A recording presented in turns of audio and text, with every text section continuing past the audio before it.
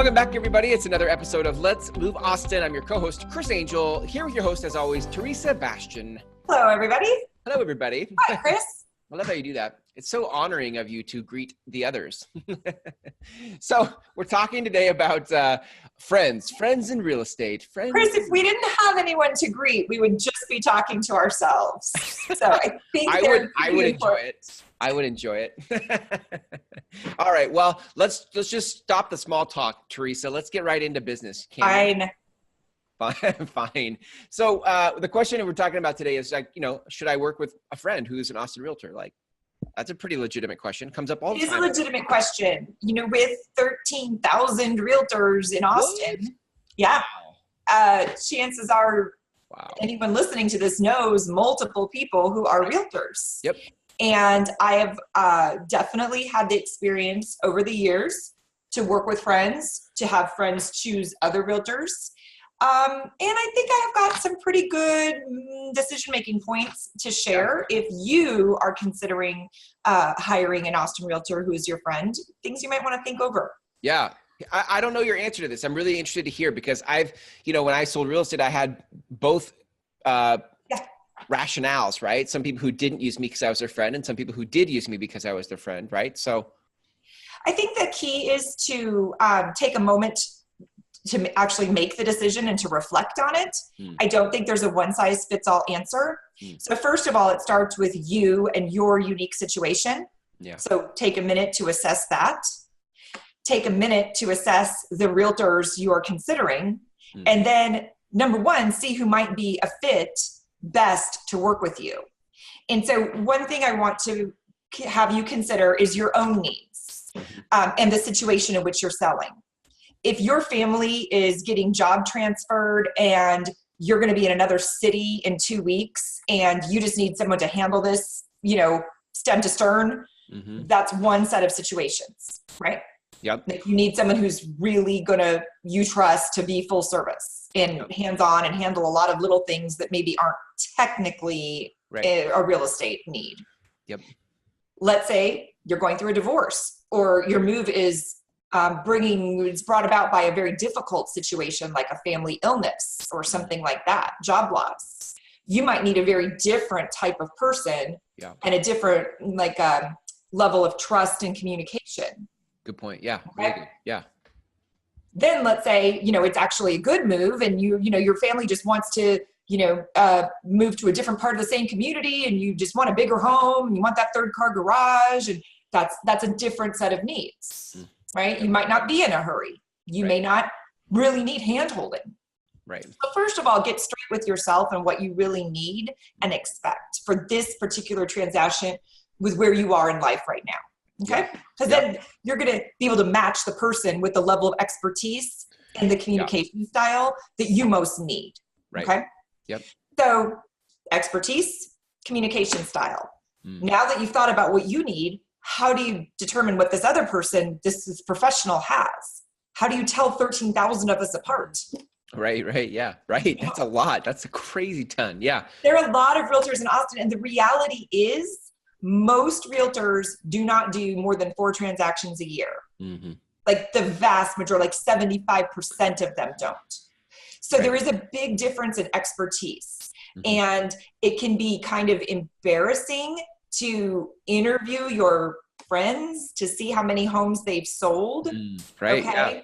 Because it's not something, the number of homes someone sells is not available to the general public.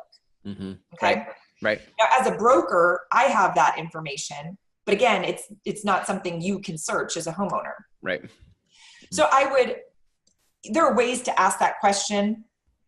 You can Google maybe on Zillow, their past transactions. You can ask them how many homes they've sold in your part of town. That way you're kind of giving them the graceful way out if they haven't sold a lot or they're newer in the business. Right. They don't have to come right out and say, this is my second deal, but they can just say, well, I haven't sold that much in our part of Austin. Okay. Right. Yep. You can also look and see how long they've been licensed. That is something that is available on the Texas Real Estate Commission website. Okay. Yeah. You could ask them for examples of their past marketing for homes like yours. That's great. Okay? Yep. Again, really allowing them to save face. They may not have sold any $500,000 houses. They may have only done leases. Mm-hmm. So if they can't provide you with exact marketing pieces that make sense, right, you're still not forcing them to say, look, I'm really new and I don't really do that type of work. Yeah. But you're getting the information you need to make a good decision. That's tactful. I like it. Yeah. That's a good word for it. Yes. Yeah. So, so there are a number of ways to get around how many transactions they've done, or what if they work in the type of transaction you need. Right. Okay. Right. Neighborhood, price point, different things like that. Type of sale, courts involved. Situation. Yeah, totally. Yeah. Okay. So then communication. If they're your friend, you should have a sense of how they communicate. Nobody who is my friend is going to have an illusion that I, am a subtle, non-direct person. Right. What? Teresa's subtle, non-direct? So, and it's fair. I think, you may want to email back and forth with this person a few times, maybe text with them, see if they treat your initial questions or conversations seriously. Do they respond timely? So are there answers? Do they make sense? Okay. So put a couple feelers out before you just bring up, am I hiring you or not? Because you may weed some people out just because they're not responsive, or you just don't feel a click that they're understanding, you want to kind of talk business. Right. I would say, don't assume they're going to automatically think you should run over with the listing presentation. I have a lot of my friends ask me real estate advice, and they have not moved in the 9 years I've lived in Austin, but I'm pleased when they ask me advice. Right. So if you throw a couple questions out at somebody and they don't treat it seriously, that would be a red flag for me. Mm-hmm. Yeah. Okay. Then I want to talk about something that's maybe more, it's less tangible and harder to measure, but you need to really reflect on this. There are multiple points during a real estate transaction where your realtor may learn something about you or your family that is a little bit embarrassing and maybe not what we want to put our best foot forward with to the wider community. As a realtor, I'm going to know that you threw everything in that one closet. Okay. Yeah. To get ready for the showing. Yeah. I'm going to know that you need 2 hours notice because your dog pees on the floor no matter what time of day it is. Yeah. Things that, we all have those little foibles in our life. They're going to be known. Mm-hmm. Those are small things. A big thing is, how much do you owe on your mortgage? And are you going to sell your house with enough money to cover it? Right. If you're going through a divorce, there are some very personal things that I've been made privy to in the course of working with a divorcing couple, So really consider this friend that you're going to work with. Is this friend the type of friend you can tell those things to in confidence and know they will stay in confidence? Yeah, there you go. Because my question was going to be so are you saying don't have a friend if your dog pees on the floor? And it sounds like what you're saying is no, just know if the friend is the kind of friend that can handle and treat your private information with, candor, with correct. I've had referrals for people that I'm friends with where, the friend that I've listed their house, I've never gone back and told the friend that made the connection anything about that transaction. Right. Because that's not my place. It's the homeowner's place if they choose to share. Yeah. Now I'll say I'm very grateful for the referral. It's going great. Really like, John and Susan, but I won't share any details about their transaction. That's outside the scope. In fact, I have 2 clients now that have purchased multiple properties from me, but they do not want anyone else in our friend group to know that they're doing that, because they don't want to offend anyone else. That's how tight my vault is. Yep. And I know I can never use them for a reference or anything like that because they don't want their name out there. Yep. But they're happy because they keep using me to buy investment properties. So that's what is important.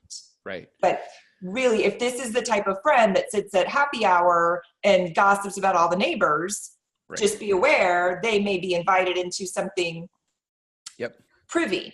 and will they keep that confidence? Right. Yeah, totally.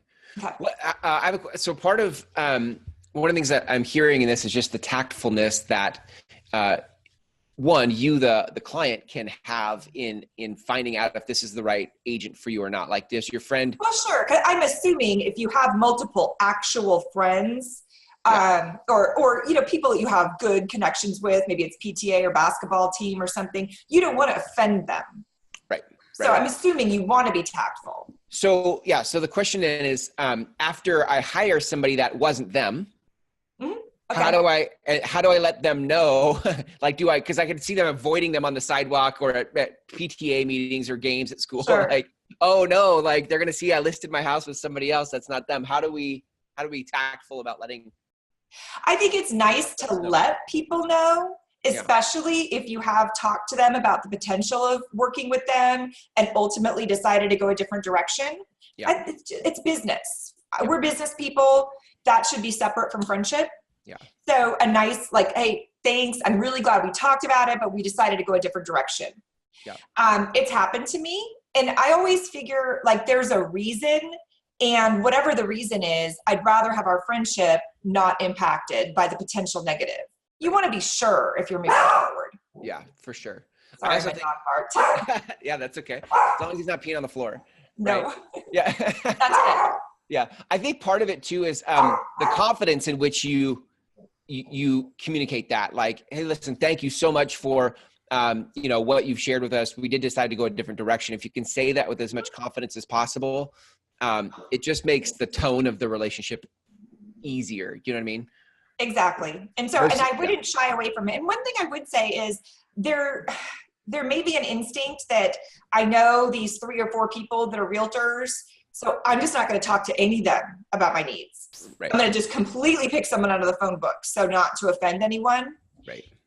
I would say that most professional realtors, if they work in your neighborhood and you pick someone just random that has never done a deal around here, we're going to be more offended by that than if you chose another person that has expertise like similar to mine. Like, so yeah, totally. You deserve to hire the person who's right for you and your neighborhood situation or, whatever you're going for. Yeah.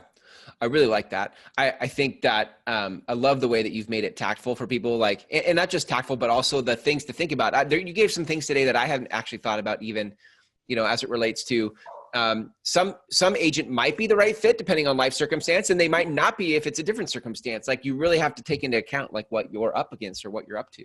Yeah. So it starts with thinking about yourself and your own needs first as the customer.